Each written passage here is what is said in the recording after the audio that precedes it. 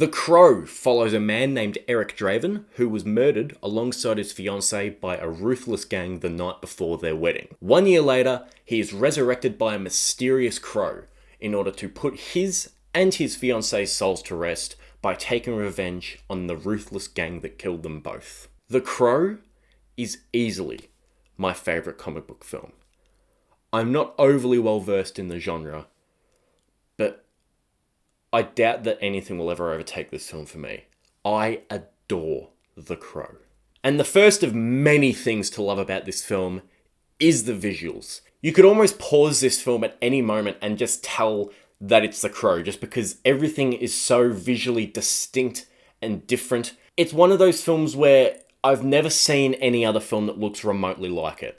For example, the massive window outside the apartment building, and the way it kind of has the orange sun just shining through it. It looks almost biblical. Fuck. Well, my fucking light just broke, so I hope the rest of this video looks okay, but let's get back to it. The visuals of this film are incredible. I just mentioned the window. I love the way the film is caked in moonlight with the rain just making it all the more gothic. The film is constantly raining. And my favourite image from the film easily has to be the flaming crow. It looks so cool. Now, the soundtrack is obviously iconic and classic as all hell. The Cure, Nine Inch Nails, Pantera. I actually went and saw The Cure when I was 11, which is kind of insane. And apparently, I looked up the setlist on Setlist FM, and apparently they did play Burn, the song from this film. I would kill to go back in time and relive that concert knowing what I know now, because I hadn't seen The Crow before I was 11. Big shocker, but yes, that's the soundtrack to this film is incredible. I love how simple this premise is too. It's literally just a man coming back to life to take revenge on the people that took his life. But it allows any viewer to basically read into it the way they want or apply that to any situation that they can because it's so broad. It could be a story about righting the wrongs of the past. It could be a story about saying one final goodbye. Or it could just be one kick-ass revenge story.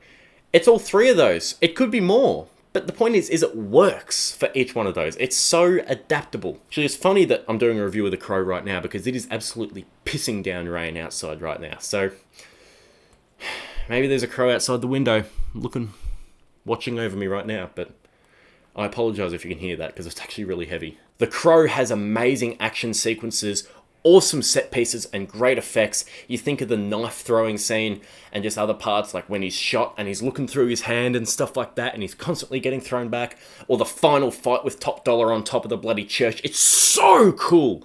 Everything is awesome. It really feels like they're fighting on this narrow strip on top of this massive roof. It's just awesome. The film has so many great kick-ass sequences. Or the scene when Top Dollar tries to get Eric Draven killed when he walks into like this bloody massive table and he just goes under the table and then just jumps out and starts wreaking havoc on all of them. It's such a cool and exciting film.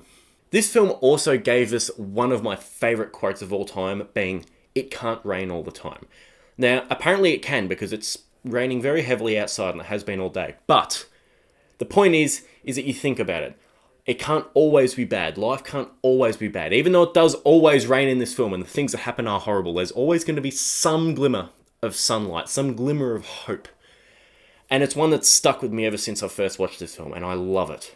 The entire cast is magnificent. Obviously, Brandon Lee is fantastic in this role. He really has this cool aura to him. I don't want to use that word because I can't really use it unironically anymore, but it's true, he does. He's got this cool feeling emanating off of him when he just grabs a chair and sits down and is like just speaking shit to his killers and stuff before he just fucks them up. He's so cool. He looks awesome in it. He really managed to nail the more emotional sequences as well, especially that with Sarah and him just reflecting on what he had and what was taken from him. He's magnificent in this role. Rochelle Davis, who I don't think has done anything, is great as Sarah. Now, she's very young in this film, but she's not one of those child actors that really stands out where you're like, oh, I can tell you're a child. No, she really works in this film for me. Ernie Hudson is also fantastic. I really like him in Ghostbusters, and I like him even more in this. I love the emotional weight that this film carries.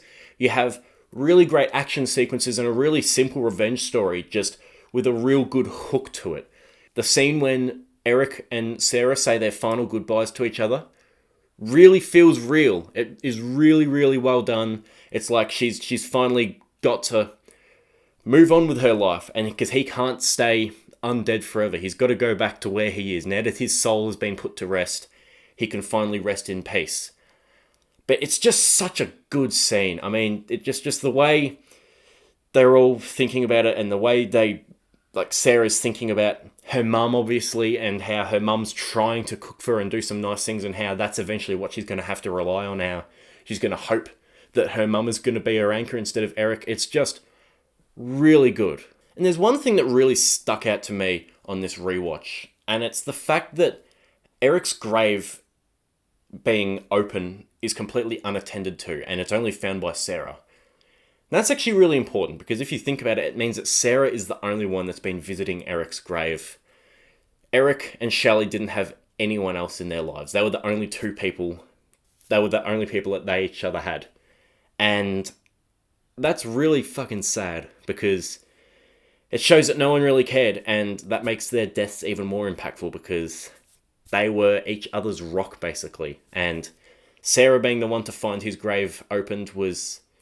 yeah, that really stuck out to me on this rewatch. And the last thing I have to say about this is Brandon Lee and the situation that occurred on set. It's been well documented at this point that Brandon Lee was fatally wounded on set during a scene when he gets shot. And that whole incident is really, really devastating and horrible.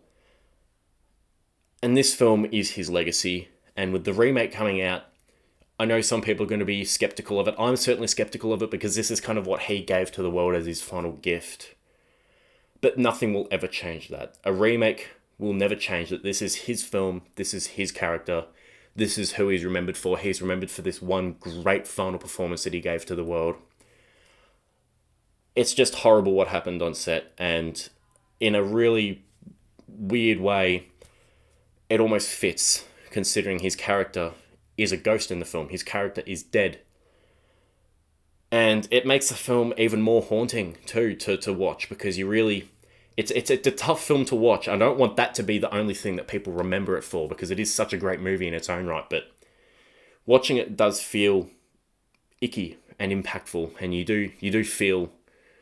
You do really feel the darkness of what happened and the horror that they must have gone through on that day while filming this film. It's sad that something like this also happened rather recently too, but it is what it is. I just thought it'd be disingenuous if I didn't mention it, and the fact that it does have an impact on the film when you watch it. And really the only thing I can say negative about The Crow is the very, very brief Crow perspective, where you actually see events happening from the perspective of the Crow. It only happens a few times in the film, and it's very short-lived, but it does not look good now. It looks kind of like a weird fisheye widescreen thing. It's really bizarre. It almost looks like the alien perspective from Alien 3. It doesn't hold up at all. With that being said, it doesn't hinder how much of an awesome, kick-ass, and emotional film this is. It's all those different things in one.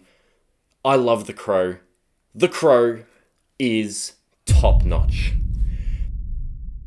Thank you very much for watching my review of The Crow. Look forward to my review of the remake, which is coming out on Saturday. I'll be doing my review on Saturday. I'm seeing it Friday night, but look forward to that. Like, share, and subscribe if you enjoyed this, and I'll see you all later. Bye.